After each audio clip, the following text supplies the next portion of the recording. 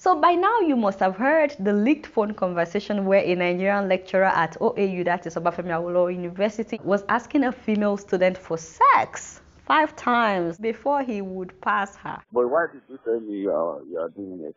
Why did you tell me? I was really doing my period that day. I swear to God, Professor Akindele, I was doing my period. Oh, mentioning my name. Sorry. I was really doing my period, sir. No, he did not, did he? And now, uncle. That was almost the end. Now I'm not doing my period again. That's finished. And your boyfriend has done it yesterday. Wow. Let's have the first one today. And then after it, I'll do it to your person. He was saying they would have the first intercourse in his office that day, and then he would change her score, her mark in her presence. That is what he meant by I'll do it in your presence. And then we'll do another one tomorrow. Shaking me what every own journey. If we know 5, our agreement is 5. Hey! Some people have no fear of God though. Is it B you want to give me or E? No. So why would it be 5 times that you will not come in before I do? That's what I would.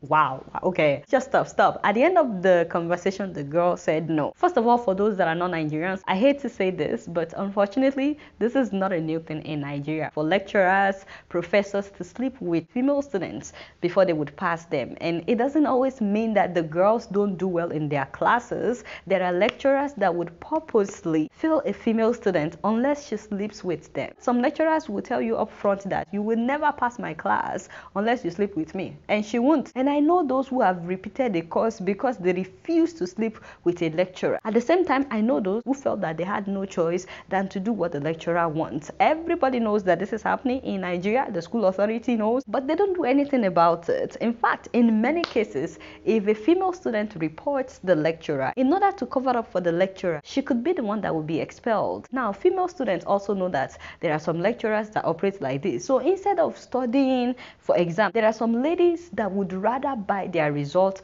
with their bodies. I strongly condemn this. However, Nigerians have a culture of blaming the victim. Yes, especially when it comes to sexual abuse or rape, it is always the girl's fault. Why was she dressed in skimpy clothes? Or maybe she was looking at him lustfully. Oh, she must have been the one that threw herself on him. God forbid that a man sees your legs. If you wear short skirts and he rapes you, it is your fault. And if the lady is covered from head to toes, they would say maybe it is because of how she was walking. She seduced him. Like seriously, Nigerians, when would you stop with your double standard? Why can't men take responsibility for their actions? Why do you always have to blame the victim? I'm not saying that people should dress indecently, but it doesn't matter how somebody is dressed. We are quick to blame the victim, except when the victim happens to be our sister or our daughter or our girlfriend or somebody very close to us that we know. Suddenly, we don't talk about how they are dressed. We start talking about how we want justice. You know, in those days, our mothers only wore rapa that starts from their chest. Isn't that what we call sleeveless today? And they were not treated like this.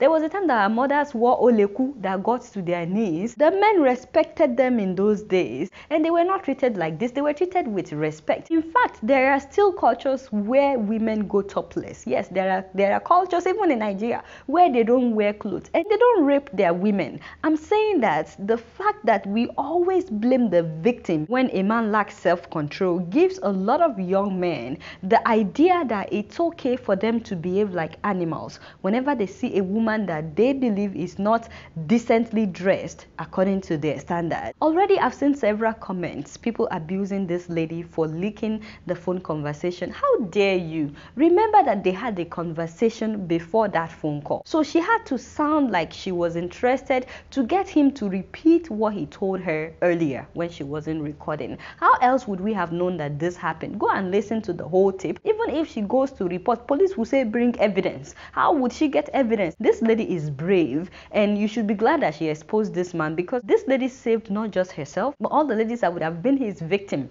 in the future. Maybe it would have been somebody that that would have fallen in the hands of this professor. By the way, I've been seeing reports online that this man was caught soliciting sex from another student 3 years ago and that they didn't do anything about it. Please let me know if you are from OAU if this is true. Thank God for social media. It's a new day in Nigeria, and I'm so happy to see that the man has now been suspended. Now, the one that really broke my heart is the fact that he's a pastor. Yes, they said he's a pastor at Anglican Diocese of Ife in Osun State, and his church members were defending him when this story broke. They said, oh, he's a gentleman. The lady must have set him up. I was like, wow, can you imagine their hypocrisy? Because if the pastor had raped their daughter or their sister or their niece or somebody close to them, they won't be talking like that. So hopefully this custom of lecturers asking for sex will stop, not only at OAU but in every Nigerian university. And you know, the one that is most precious to me is for Nigerians to learn to stop blaming the victims. Just imagine thieves when they steal something. This your car wey dem steal so. Now which color? Black.